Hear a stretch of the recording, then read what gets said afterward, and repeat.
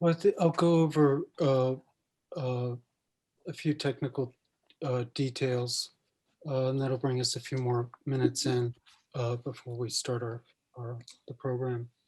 Good afternoon. My name is Stephen Cadwallader, the Jason McCoy Gallery in New York. And just a few technical aspects before we start our conversation with the artist Balint Zsako. The visual presentation will be best seen on Zoom's standard view. On the upper right of your screen, click on View and then click on Standard View, and that should format you properly for the presentation. Also, please know that the entirety of this conversation will be available on YouTube. Further, one unique aspect of this presentation is that the artist produced some 10 artworks specifically for this event and for the ensuing conversation. And those pieces will be made available for sale on the gallery's Artsy site, which can be found at www.artsy.net and under the gallery website itself. We'll prompt you to that later in the presentation. One last technical request. During the presentation, we ask that everyone please keep your audio on mute. To do so, find the mic icon on the lower left of your screen. Tab on that mic icon, and your audio is mute when a red cross is seen over the mic icon. Further, just to the right of the mic icon, lower left of your screen, just drag your mouse there and it should pop up, is the video icon. Please tab on this to red bar that icon to keep the presentation screen clear of visitors. Because this is new technology for many of us, we'll take a few minutes before we start. Please don't hesitate to ask for assistance, and a warm welcome to all of you.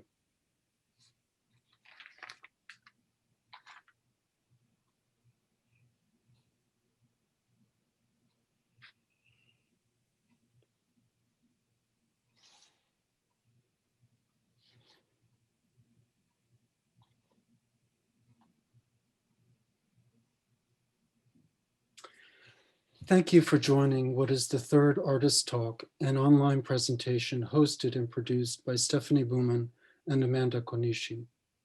Please visit the gallery website to view all archived exhibitions and curatorials. Of note are our recent Artist Talks with Marcy Rosenblatt and Alana Manelson, two compelling conversations that complement their online exhibitions on Artsy and the gallery website, www.jasonmccoyinc.com. Please note that if you're having technical difficulties, the Artist Talk series are archived on YouTube. Also, please note that comments and questions can be entered through the chat throughout the presentation, and that a Q&A will follow the talk. Good afternoon. My name is Stephen Cadwallader with the Jason McCoy Gallery in New York. I'm very pleased to be introducing the artist Balint Zsako in conversation with the gallery's director, Stephanie Buhmann, and conducted by Stephanie and the gallery manager, Amanda Konishi. Before we start, I thought to speak briefly about the history of the gallery. When Jason McCoy opened a gallery space in 1982, he had no interest in pursuing the fashions of the art world, or even largely curating commercial exhibitions, but instead intended to showcase artists and historical material that he responded to in a visceral manner, and were representative of his personal history, relationships, and interests. His first exhibitions were, for example, by such artists as the Swiss painter Grégoire Müller. His early historic interests were, by example, reflected by his love of the photographs of Constantine Brancusi, or the conceptual installations and renderings by the artist-architect Friedrich Kiesler. In the gallery's 38-year history, and through Jason's unconditional support, an artist such as Balint Zsako reflects the gallery's philosophy of supporting such a singular image maker. It is through the intimate dialogue that Stephanie Buhmann and Balint have shared over the this last decade that the work was referenced, written about, and exhibited, and that we all have a personal dialogue with. It is a working relationship that best reflects the sensibilities of the gallery and her inner workings.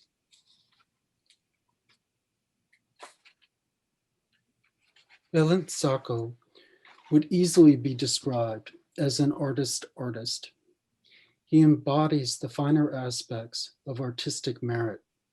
He moves freely between mediums.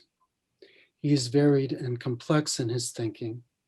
He personalizes and imbues his objects, and he is self-aware of art history, and I would imagine revels in his personal dialogue with it while he expresses his own inner self. He has evolved. He produces highly aesthetic and personalized works. If one had to choose historic artists as references, we would certainly land on Victor Hugo, Paul Klee, Oster Kokoschka.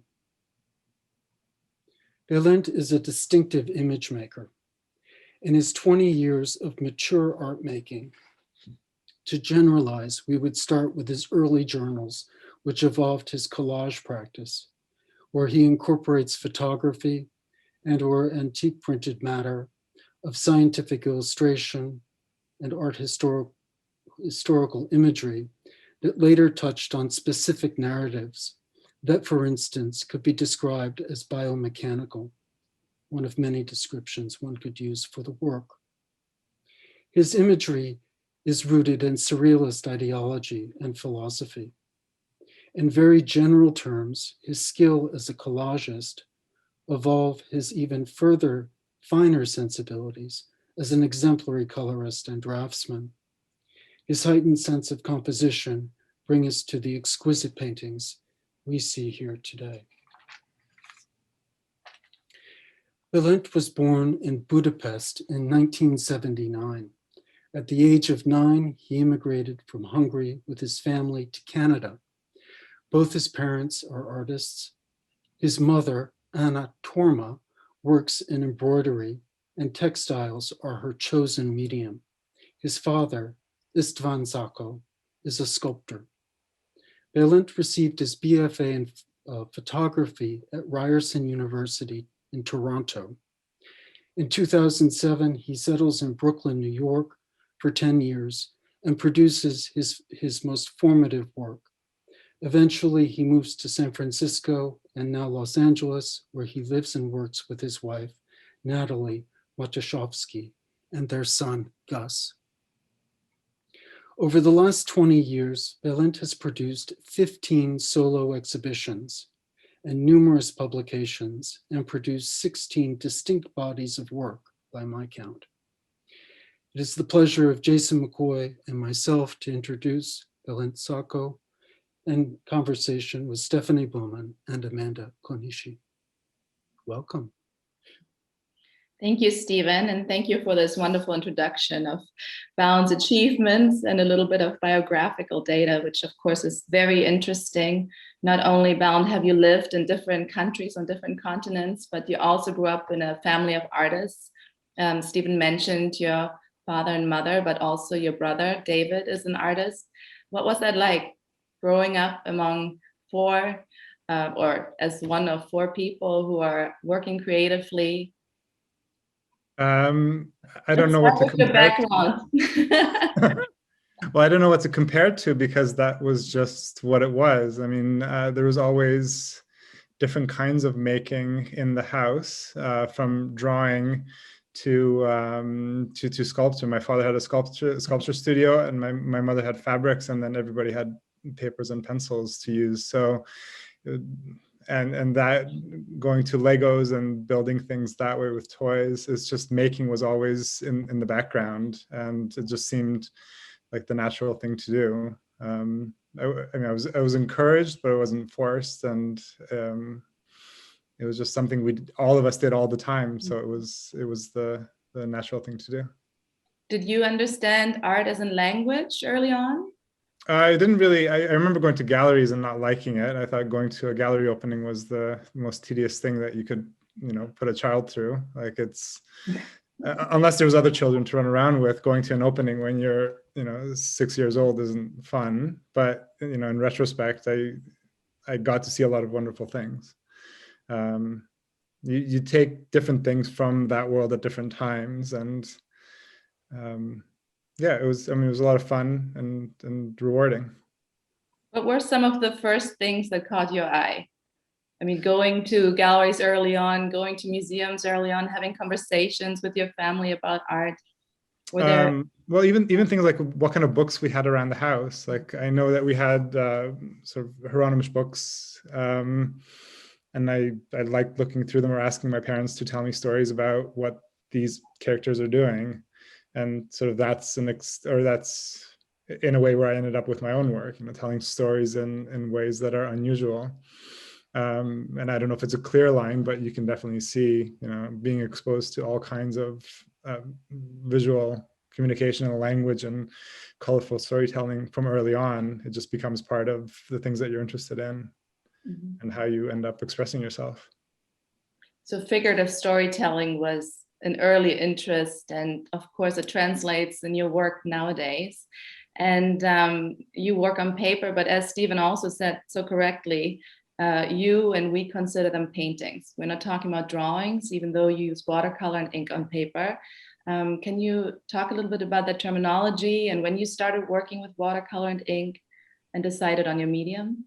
Yeah, I mean, the language that you decide to use with things, I mean, I don't want to be really uptight about it, but drawing is a line, and it's about exploring a space with mark making. And in my work, because the figure is a starting point, and the figure is very much painted with watercolor paint, and then the drawing, the more detailed aspects of it come into it afterwards. I see it more of a building up of a space and building up of a story that's more familiar to the world of painting than one of sitting down with a sketchbook or sitting down with paper and ink and seeing what a line does. And I think that's the distinction. And also, drawing sometimes unfairly is implied as not as substantial. And so that's, words matter. And so in a very simple way, saying it is a painting, but it's also calling it a painting makes a difference. And painting might also kind of indicate that they're standalone works of art, even though sometimes you work sequentially, and we're going to talk about a body of work that really is a cohesive vocabulary, so to speak. But can you maybe, before we start on this, talk a little bit more about your process? You begin with the figures, where are they coming from? I usually start with making a stack of 20 to 40 works, paintings, watercolor figure paintings taken from either old photographs or old master paintings, where I take the pose of a figure in a painting. So like a Goya engraving or a Rubens sort of painting. You just you find a painting who's populated by peoples whose postures you like, and you take that, but I don't know what the story is going to be in between those characters. So I have the stack of just bodies, and then I also have a notebook's worth of ideas of how I can add narratives to make them speak, and then a lot of things change as soon as I start making it. So having an idea of people being connected in a certain way, and then looking through the stack of paintings and figuring that these ones would be best suited to this idea. So it's this back and forth of bouncing ideas off paintings that are already started. And then once I decide to pursue an idea, I generally finish it. So I work on mostly one painting at a time. So after I have a stack of preliminary or half-started paintings, then I will choose one and complete it until it's finished. Do you sometimes sit on these figurative compositions for a while, and you have a stack of them and you go through them, and when a new idea strikes, you find the right pose? Or is it kind of immediate that you have a group of compositions and then you start with a story? they're sort of separate. I have many workbooks filled with thousands of ideas that could each be a painting. So I will look through the book, and then there's some things that are more urgent than others. Like a specific idea is something that I want to make work, and if I don't have an existing painting or starting point to go with it, then I will start it. But mostly it's this back and forth, and it's sequential that way, that I take 2 weeks to just paint the bodies, and then I have a stack of bodies, and then I take several months to finish those paintings. And then I don't like them to be rushed. So even when they're finished, I put them away and then pull them out a week later, 2 weeks later, a month later. And then most of the time I agree with where I stopped, but sometimes it just, something bugs me about it a little bit. And then I will pull it out and rework it or add to it and finish it. I mean, it's an additive process. So it's not like oil painting where I can paint over it and have it be erased or pull it off with paint thinner. It has to be done on top of it. It's paper and ink and watercolor. So there's no undoing, there's only kind of more doing to it. It's an unforgiving medium. I mean, as you say, mistakes can't be eradicated. You can only add on and try to move the composition into a new direction. How spontaneous is your working process? The reason I like the scale of these things, and they're not huge, is because they take a few days to work on, which means I'm not too precious about them. So I can take a figure and try out an idea or try out a change. And if it works, then it's great. I took a risk on it. And if it's a total disaster, then I don't feel like I've ruined 3 months of work by trying something new. And I'm engaged in the number of stories that I have, that I don't think I could handle working on a single story for an entire month. I want to work out the stories and have them be precise and meticulous, but also fast in their own way. Like here's this thing, and then what's the next story? Not be precious about it and work on the same work for several months. And I know everybody has to figure out their own way of working, and I know that's fantastic and beautiful for some people, but for me, what I found is that a couple of days of working on a painting is what produces the best work for me. Since you're mentioning this word story, and we've talked about storytelling, of course, you're not presenting narratives in a traditional sense. I mean, there's figurative interactions, and then there's objects, and sometimes there's animals or there's trees, but the viewer reads a composition very individually. You're not presenting a certain kind of narrative that has a certain message. Yeah, I always want them to be open-ended. I consume the news and I live in the world, so I know what's around me, but I've never been interested in making work directly about a very strict idea. So everything around me comes into the work, and this series itself is very specifically about now, because there's a lot of big feelings and just, it's our world to be contained and worrying about how we breathe and how we touch other people. So those things are very specific to our time, but they're also general, that if you looked at this 10 years ago, or hopefully 10 years from now, the specific moment of being quarantined and coronavirus and all of those things, if you look at them now, they're present. But I think if you look at them at different times, I hope that they're universal enough that they will also apply. So in a way, I like the world to be in the works, but not being strictly illustrative of specific events. And not didactic. And I find when people complete the work with their own narratives, that the work is a lot stronger. That if I say this painting is about this very specific idea, then no matter how beautiful people might find it, they will just say, okay, thank you, I understand what you're saying. But it's a closed system. Whereas if somebody looks at it and they say, oh, this reminds me of this thing that happened to me or that I heard, or something relevant to their own life, then that becomes a lot more meaningful and personal, which happens, I think, in most works that people remember or that are engaged with, like whether it's abstraction or figurative work. If you relate to it, it's or if you complete the work, it's much more successful than if you just agree with what it says. And this body of work is called Breathers, but it's as much about those who breathe as it's about air.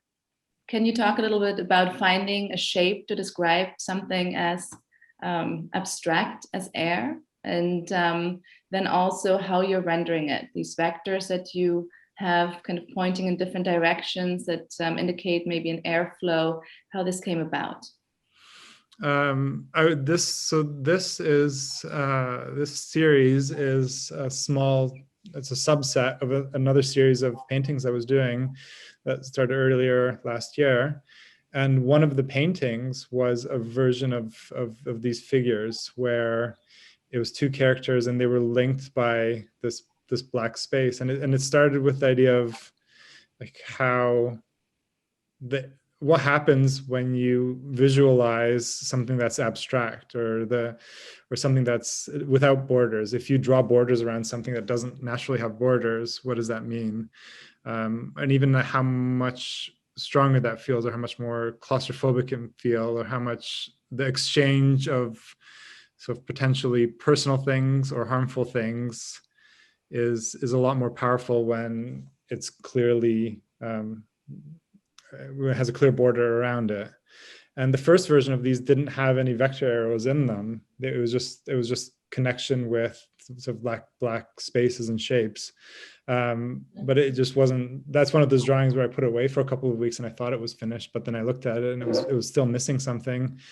And then I found that these arrows add so much because they speak the language of science, of vectors and sort of fluid dynamics, but it's also very. The first time I saw them, these arrows drawn this way was in there's tantric paintings, like meditative paintings, that have a very similar sort of pictorial language of just arrows filling a space. I mean, they're abstract. They don't have any figures in them, but they deal with that. And so it's a combination of taking things from Indian painting and adding it with scientific drawing and thought and combining it with the way I'm looking at things. You're also guiding the eye of the viewer. In a way, there's a certain curatorial direction that you're providing. Yeah, and a lot of those spaces, the arrows in them have different paths. So some of them loop around, some of them are totally random. At a glance, they look similar, but they all have their own personality of how they move around, which just comes from trying new things and seeing how what makes sense. And their shapes are so distinct, but they also help to delineate the negative space. It seems to me that in this body of work, the negative space becomes very considered. The shapes you're finding there are almost as important as everything else we see. Is that true? Yeah, I agree. Like having these, they become part of. Like, I mean, I consider a lot of the abstract design part of the painting to be as important as the narrative or the color choices. That sort of the shapes and the negative shapes matter in how you receive the work and how you read the story, and just how, in a very simple way, is like how exciting a shape is. Like somebody can make a circle and it's an exciting circle, and somebody can make a circle and it's a really boring circle. I mean, I don't know if I'm articulating that very clearly, but like simple shapes can have engaging forms or not. So like even little variations in line thickness, and it just makes it feel like something's alive rather than something is just a dead form. So those little variations matter. Amanda, can we go back to the last image for a second? And maybe Balint, can you talk a little bit about this work in particular to give a little bit of an introduction for the audience? Yeah, this is one of the rare cases where I had the idea thought out, so it wasn't based on a particular sort of pose where it's not a dynamic pose. It's just I needed a man to be in a space, because I knew that I wanted him to be contained, and then the sort of the encapsulating forms to be I mean, it's a question about inside and outside. Like, are you protecting the person that's on the inside and he's, or is it the other way around? Are you like, how are you going to tell a story, and where you're coming from also influences how you read it. Like, is this a person that is meant to be away from people to protect people, or is this person protecting himself by hiding away? And then the idea that the things that are coming out of his body, so it's like it's a several plays on inside outside. So he's inside this heavy duty construction, and the things that he's exhaling, which is sort of very delicate as a breath, are outside, and then like what's inside of his body. So it's several plays on the idea of inside and outside, and soft and hard, and material, and some metaphorical. And in this image, you kind of see very well what you addressed earlier. The figure came first, but the hands and feet are something that you add as soon as you start with the composition. Yeah, I mean, you make that visible by choosing colors that don't blend in consciously. They're forming a contrast. Well, and these are choices that you can only make, like, even if I have an idea, and even if I have a figure, there's a lot of choices to be made by how I color things in. Or most of these, they're watercolors, but there's probably around 3 or 4 layers of watercolor on each figure. So it's not painting watercolors in the traditional washi way, where you're encouraging the surprises of how things blend together. This is knowing that painting an orange on top of a green and then a yellow or a brown on top of that will give you this sort of multi-layered, flat, almost fresco-like color palette that is, it's closer to glazing in oil colors, where you're looking for the colors to combine but not mix optically. And I like doing that with watercolor, but it's like a very precise system, because you're essentially painting the same figure 3 times or 4 times over to get the colors that you want. And then sometimes when the colors don't work, you try to pull off a little bit and then try it again. And then the more layers you do, the richer it becomes, as long as the paper holds up. But it has to work visually. So sometimes you get it right on the first try, but sometimes you have to keep working on it to get where you need to be. Let's talk about skin color for a second, because you're using a whole range of skin colors, of course, including blue, green. But this body of work also addresses questions of identity, racial identity. And I know that you gave it a lot of thought, how to find a visual language to talk about issues that have moved us all, especially in the last few months and longer. Yeah, I mean, it's a question of how do I include that question, or by making it broad, address it without being didactic about it, or even like what's my position in the world to talk about certain things that I think about but don't affect me in the same way that affects people of other skin colors or races. And so it's something that I think a lot about, but it hasn't come out in a work in a way that is declarative that it's a political issue. It's more trying to be fair or unfair equally to every kind of body and person, and having that, trying to be as equal and as fair and as unfair, be a democratic force in the work, and also have it be open, that there is an option to read into it, but it's not something that is strictly meant by me in a way that is like this purple person means that he's from this country because it's the color of that flag, or he's doing something negative to this colored person so that it means this historical event. it's more open-ended, and because the colors are not naturalistic, it kind of flips it upside down. And even when there are figures that are sort of tan color or brown or different shades that get closer to real, having them next to wildly unnatural colors mixes that up as well. Like, well, what is real? If like this brown man is real, but this bright green lady is not, then does either designation matter? So it plays with the idea of identity in a way that I think about it, but I don't want it to be sort of didactic or heavy-handed. And I did think a lot about it, and I had a lot of conversations about people I trust, like how they read this work, and is there any, or what are the potential misreadings of it? And and after many conversations, I came, I was encouraged that the kind of misreadings that I was worried about aren't there. But that's not to say that they aren't there for everybody. It's just, generally speaking, sort of racial misrepresentation or sort of heavy-handed bias or sort of unfair characterization, or saying things that I was really uncomfortable with saying, is not how people saw the work, which is encouraging, because it meant that they're open-ended in a way that that they're positive, that it's not gender biased. It's not like men are always in power or white men are always in power. It's like sometimes the women are in power, sometimes the men are, sometimes it's the blue men, sometimes it's the brown men. It's all over the place, and I think that is an important part of the work. It's almost like a dance. But would you say that if you work on a body of work, these figures become characters in your mind, or do you see them kind of as symbolic representative individuals?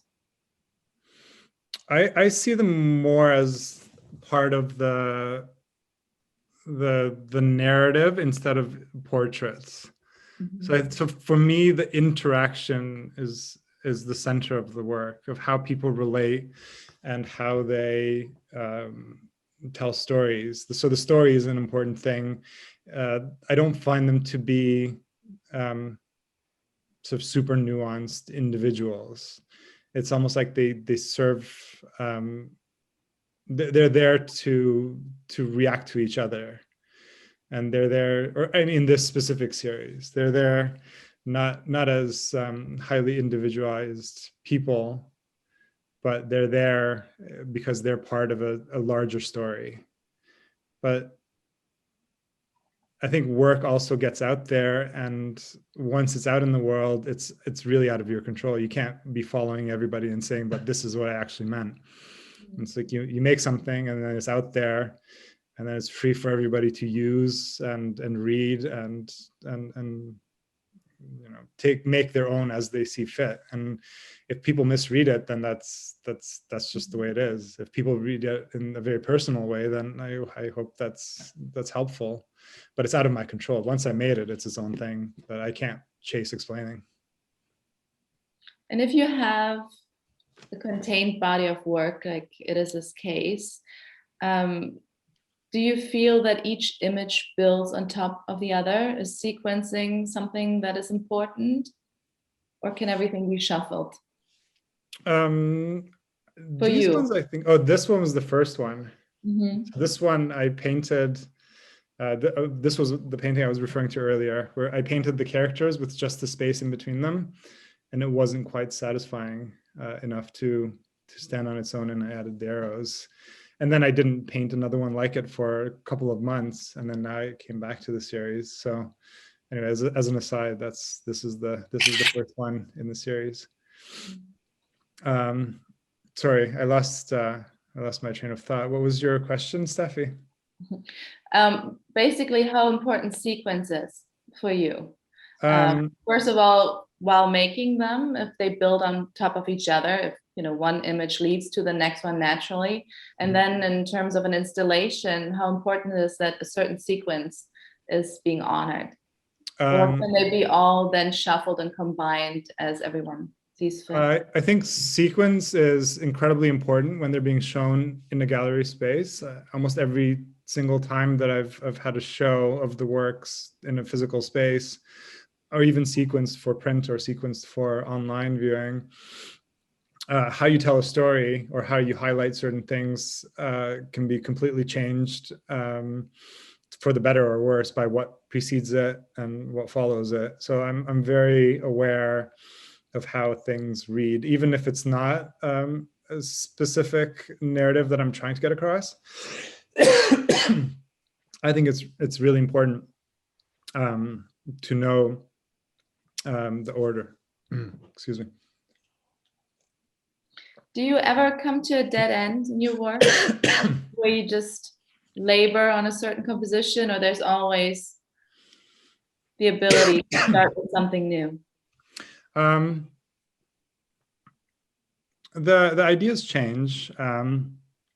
And to go back to what you were asking earlier, I don't think of a sequence when I'm making them. So one painting will give me an idea for another painting.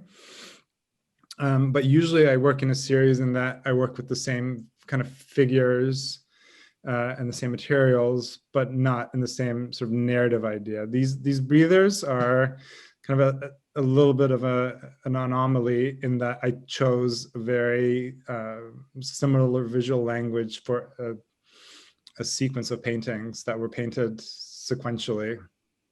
And so the ideas learned from one would influence the others. But once they're finished, I think if I were to show them in a space, they would probably be sequenced in an entirely different way than the order that they were created. Or they can also be sequenced, like I can take one of these out of context and show them with a different series of paintings that don't have these enclosures and vector arrows in them at all, and they could potentially work. So the work is, or my paintings are in the series are modular that way, that you can tell 1,000 different stories by which pictures you choose and which order you place them in. And that's a large part of the work. It's making it as one part. And I like to have, when I have a show, a large body of work to choose from. So to have, 35 paintings to choose from and have the show be 12 paintings, and then figure out what the best, like how they talk to each other, what's the most interesting story, and what's the best puzzle is. Have you ever worked with the same figurative composition and tried to find different arrangements?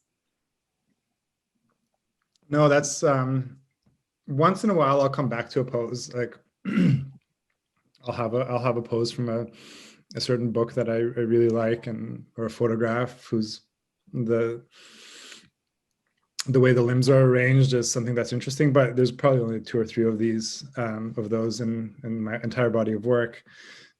So I haven't. It's an idea that I want to play with, of coming back and reposing the figures in the same way and have the same bodies tell different stories. I think that's a fascinating future project, but it's not something that I've done yet. What's the most challenging aspect of your work for you? Are there moments of struggle, and if, at what point do they encounter you? The hardest part is I guess it's not hard, but not wanting to repeat myself. Like I could take any number of these paintings and probably make 20 versions of it, and just have different versions of the same work and really explore an idea and have it go on for a lot longer. But I like painting 3 pictures, 5 pictures, 10 pictures, and then doing the next idea. I just find it's like the world, like there's so much going on, that there's so many different kinds of stories, that to get focused in that way. I mean, I admire that kind of focus in other people's work, but the way I work is I want to try as many different things as possible and keep moving forward. So yeah. Have you ever thought of doing collaboration with a writer? Or? I have thought about it a little bit, but I haven't pursued it very much. So it's something that it might be interesting, but it would have to be something that's a back and forth, that me drawing versions of their words. It's not, I don't know if it would be open-ended enough for what I'm interested in. It's almost like the writer would have to make something that I respond to, and then that they respond to for the next chapter, or something that's a little bit more mixed up than doing straight versions of somebody's words. So I think it would be super exciting if it was done in the right way. At this point, I think we should open up to invite people to ask questions or give some feedback.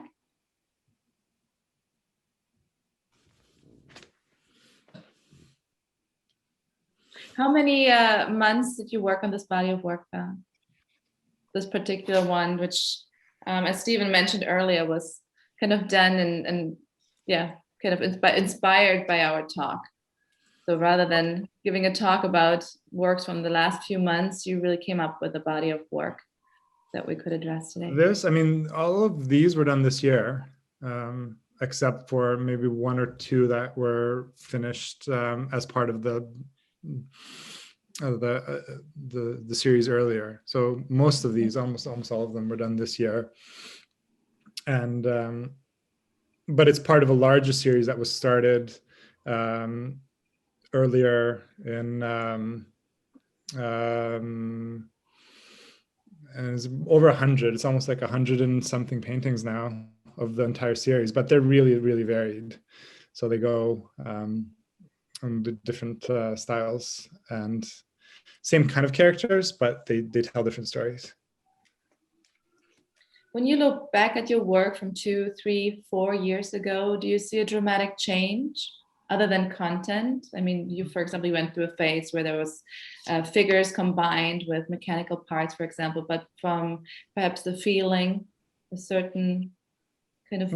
It changes. Like I look at so many things, and often the things that I'm sort of really interested in are separate from what people might necessarily think that the work is most closely related to. Like I love Bruce Nauman's work or Ellsworth Kelly's work, and I don't know if they sort of, you can strictly see those things in these works, or like I don't know if you see Matthew Barney. Like they're people that I'm very interested in that are slightly different worlds, but you know, Ellsworth Kelly's negative shapes are his, you know, that's the heart of his work, and I find that gets into me thinking about the space between an elbow and a body, and how that makes a negative space, and what that space is, or sort of Bruce Naumann's installations, or yeah, I mean, it all gets in there, and so I'm influenced by a lot of things. I'm just going to read a question from the chat to you, Balint. How has the forced isolation of the pandemic experience influenced your work routines, if at all? I mean, there's less time to do things in a meaningful way, but I've always been pretty good at making use of an hour or half an hour here or there, whenever it presented itself. So I can do family stuff, you know, look after Gus for a little bit, and then have, there's different kinds of work, because there's the kinds of work where you need to solve a visual problem where I don't know where the painting is going. And then there's the kind of work where I'm drawing sort of vector arrows for hours. And if it's the kind of work that you need to figure it out, it's harder to do in short stretches. But if I'm started with filling in a space, I can always pick that up, do that for 20 minutes, and then put it down again. And that's possible. So it depends. There's different kinds of work for different times of day, I guess, and different amounts of time available. And another question, what is your memory or experience in moving to Canada? Was there a shock of, you know, encountering a new language, culture? Well, before we moved to Canada, we were in Germany for 2 years. So Canada was the second step of that journey. And so it was foreign to go to Germany and not speak the language and not know we were doing. And in Canada, we got, it was the same thing all over again. I just by the time I learned German, we were moving to Canada and I had to learn English.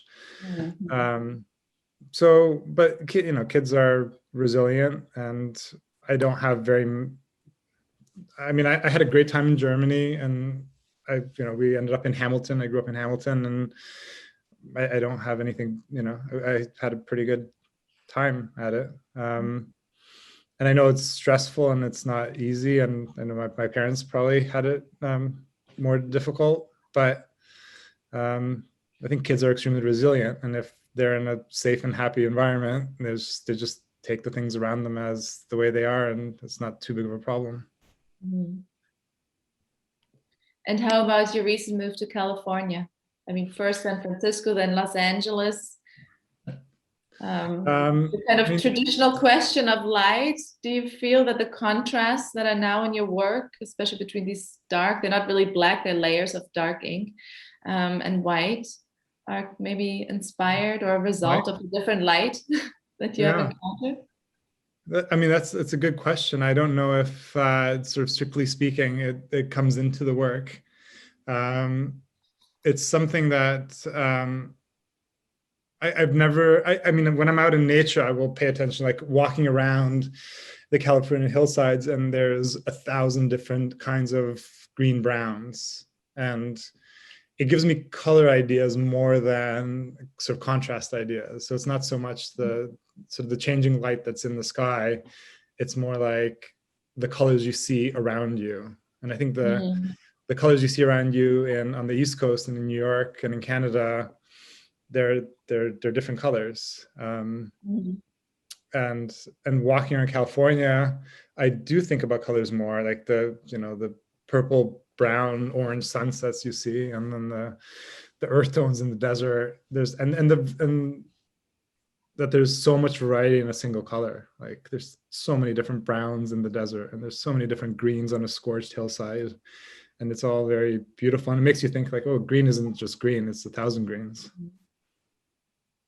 Someone who must know your mother's work, who works in embroidery, as Stephen said, was wondering if the vector arrows were perhaps inspired by embroidery, if that was a conscious nod, or if that's a coincidence. Definitely not a conscious thing, but I see it, and I think it's a really interesting observation that it's like stitching, like going forward one stitch at a time.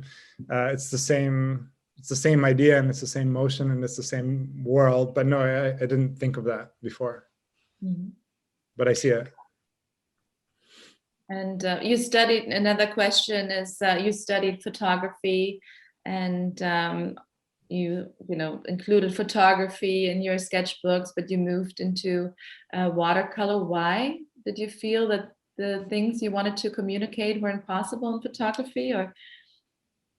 I mean, I love photography, but even when I studied photography, it was more about the medium than about the composition of taking a straight photograph. So I collaged photographs, or I built my own pinhole cameras.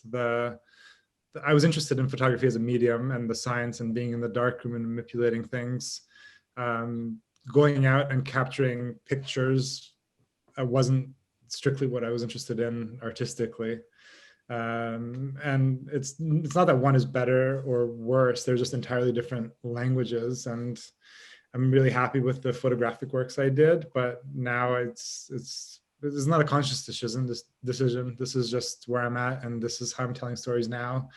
And I do think that I will probably do photographs again, and who knows which form. But it's a beautiful medium, and going to school for it and having to print my own color pictures and being extremely aware of adjusting a cyan or a yellow by minute amounts trains your eye to be really sensitive. You look at a picture and you go, oh, that's too magenta, and you adjust it, and that sort of trained eye comes in handy when I'm doing watercolors. So it's a different form, but it's helpful. One more question about your roots in Budapest and Hungary. Are there any kind of influences that keep present in your work today?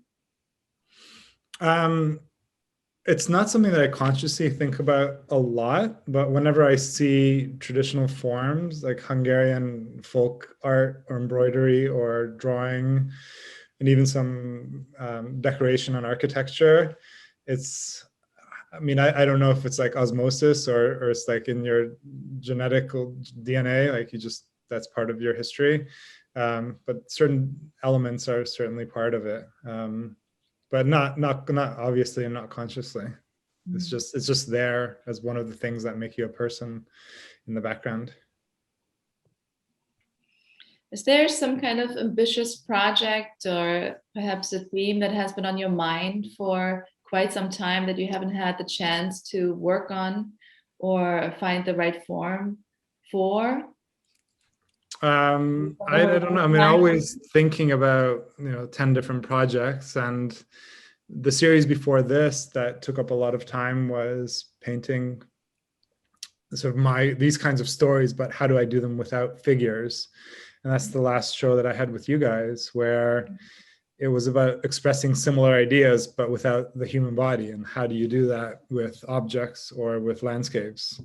And I wanted to do that for a long time, and I did it. And then after I finished it, I realized I missed the human forms. It's like going back to the human forms was really attractive. So it's always changing. Or once I finished an idea, it makes me curious to see what else I can do, and then come back to this. It seems like it always oscillates. Or if I take a break to do collage, I'll do that for a year, but then I always come back to painting this way and for figures. Yeah. One more. You made a cartoon narrative of your works online. Were those individual works or a group of works time framed? What was the process of producing that? The sequential, there's a kid's story that I started. I don't know if that's what they're referring to. That was last year, yeah. That was last year where I started. The early days of the pandemic, right? Early days, yeah. I got distracted, so I only got a few, maybe 5 or 6, maybe 10 paintings in, and maybe I should bring that back, because it was a really fun project. I would just ask people to relate to a story. So I presented the first frame, and then I asked people on Instagram to send in what they think this next chapter in the story should be, or the next frame in the picture should be. And that was a really fun project. It's barely started, but it's something that I'm thinking of bringing back eventually. I think it would be fun to complete it. All right, if there's no more questions, I think you gave us so much of your time, Balint, and thank you so much for speaking in depth about this beautiful body of work. And we certainly hope that you will take the time to look at it in kind of a calm and paced manner on our websites, as Stephen mentioned, the sources. And please reach out to us if you have any further questions. We're always happy to forward them to Balint and get back to you. Thanks, everybody. Thank you, Stefan and Stephen and Amanda. It was really fun to do this talk. I hope it was informative and good. Very much so.